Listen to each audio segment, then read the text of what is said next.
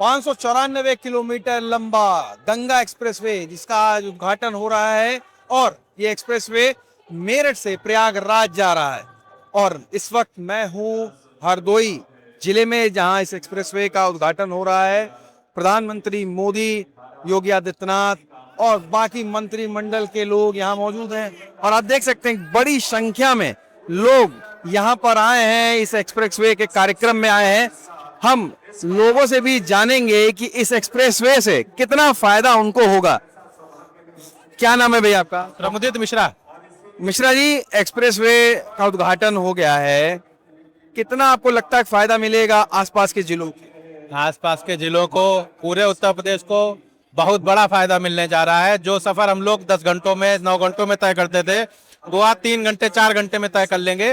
दूसरी बात ये, इस पे व्यापार को भी बहुत सुविधा मिलेगी। जहां व्यापार के लिए ट्रांसपोर्टर में 10 घंटे 9 घंटे लगते थे, 3-4 घंटों में काम होगा।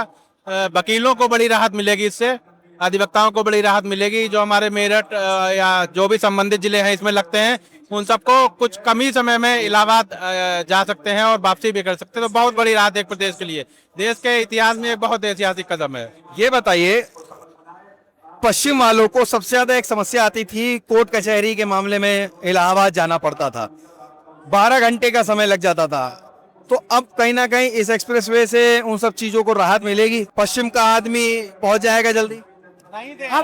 अब बहुत बड़ी राहत है। जिस सफर को तय करने में 7 से 8 घंटे लगते थे, आदमी भूखा प्यासा दौड़ता रहता था, अब उस समय को तय करने के लिए मात्र 3 से 4 घंटे का सफर तय करना पड़ेगा।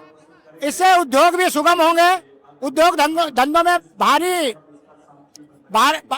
लाभ, उद्योग धंधों को भारी लाभ होगा और निश्चित ही उत्तर प्रदेश एक विकास की अग्रिम भूमिका में आते हुए दिखाई दे रहा है। ये बताइए, क्या नाम है आपका? गुप्ता। गुप्ता जी, समाजवादी पार्टी के जो अध्यक्ष हैं अखिलेश यादव, पूर्वांचल एक्सप्रेसवे का जब उद्घाटन हुआ था तब उन्होंने कहा कि हमारा एलिवेशन था, हमने पूरा मैप डिजाइन किया था, सब कुछ उन्होंने किया था। इस एक्सप्रेसवे पे भी उनका बयान आएगा ही। क्या लगता है कि क्या इस तरीके के बयान एक्सप्रेसवे को लेकर देना? जितनी भी प्रतिक्रियाएं होती हैं सारी अवैध होती हैं। वहाँ स्टेडियम बना, उस पे भी वो कह रहे थे हम ही ने बनवाया है, लोकार्पण हमारा हुआ है, फिर हमने करवाया है। ऐसा कुछ नहीं है, मोदी जी के आगे कोई कुछ नहीं है।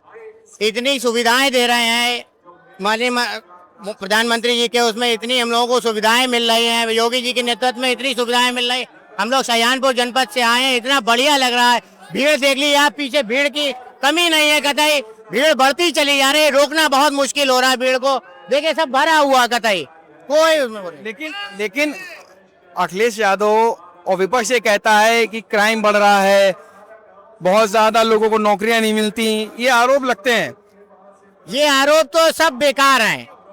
सारी नौकरियां भी निकल रही हैं, जिस हिसाब से निकलनी चाहिए उस हिसाब से सारी नौकरियां निकल रही हैं, और जिस हिसाब से विकास होना चाहिए उस हिसाब से विकास बहुत अच्छा चल रहा है।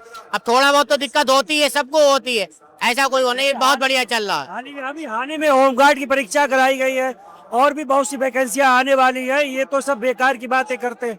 स्वरोजगार की बहुत व्यवस्था की गई है, कई युवाओं को लोन वगैरह भी दिए गए, ये सारी व्यवस्था की है। अखिलेश साहब का ये आरोप निराधार है, एक हताशा का आरोप है। उनको पता है कि उनकी जीत होने वाली नहीं है, इसलिए वो इसी हताशा में बयान दे रहे हैं। दादा, क्या नाम है आपका? कमल किशोर गुप्ता, चौक मंडल महामंत्री शाहजहांपुर नानगढ़। गुप्ता जी, इस एक्सप्रेसवे से फायदा इस जिले को कितना होगा, जिस जिले में हम इस वक्त हैं, हरदोई? इससे पर्यटकों को भी फायदा होगा, देश को भी फायदा होगा। ये प्रदेश का सबसे बड़ा 594 किलोमीटर लंबा और आज के दिन एक चीज और बता दें आपको, आज ये विलक्षण दिन है। आज के दिन पश्चिम बंगाल में भी वहां दूसरे फेज का चुनाव हो रहा है और माननीय मोदी जी, हमारे यशस्वी प्रधानमंत्री जी मंच से आह्वान करेंगे। इसका भी इम्पैक्ट बहुत दूर तक जाएगा और आने वाले समय में याद रखिए कि पश्चिम बंगाल में इस बार कमल खिलने वाला है। निश्चित रूप से भाजपा की सरकार बनने वाली है और 21 प्रदेशों में है, 22वां प्रदेश होगा जहां पे भारतीय जनता पार्टी की सरकार होगी। और मोदी जी और योगी जी के नेतृत्व में देश तरक्की कर रहा है, 2047 के विजन को लेकर काम कर रहे हैं। ये सिर्फ पार्टीगत नहीं है, देश की समृद्धि के लिए, यहाँ के लोगों को उत्थान के लिए कार्य कर रहे हैं। 2047 में पता नहीं कौन पार्टी होगी, लेकिन मैंने आपसे एक सवाल किया, हरदोई जिले में हम खड़े हैं, एक्सप्रेसवे का हरदोई वालों को कितना फायदा होगा? हरदोई क्या पूरे पूरे प्रदेश को फायदा होगा, हर जगह से जुड़ा हुआ है। लेकिन पूरे जितने भी जिले हैं, आप मेरठ से लेके प्रयागराज तक जितने भी जिले हैं, सब जुड़े। जैसे शाहजहांपुर हमारा जलालाबाद में जुड़ता है, या यहाँ भी जुड़ रहा है, तो सबको फायदा होगा। जो यात्रा हमारे मेरठ से लेके 12-13 घंटे लग जाते थे, 6-7 घंटे में यात्रा पूरी हो जाएगी। हमारे शाहजहांपुर से 8 घंटे लगते थे, वो यात्रा 3.5-4 घंटे में हो जाएगी। बहुत फायदा है, पूरे आम जन को बहुत फायदा है, सभी को फायदा है। शुक्रिया। तो आपने सुना यहाँ के लोगों को, जिनका मानना है कि इस एक्सप्रेसवे से जहां मेरठ से प्रयागराज जाने वालों को राहत मिलेगी, वहीं इस एक्सप्रेसवे से जुड़े जिलों को भी कहीं ना कहीं रोजगार में बढ़ावा मिलेगा। जितेश अवस्थी, संवाद लाइव के लिए।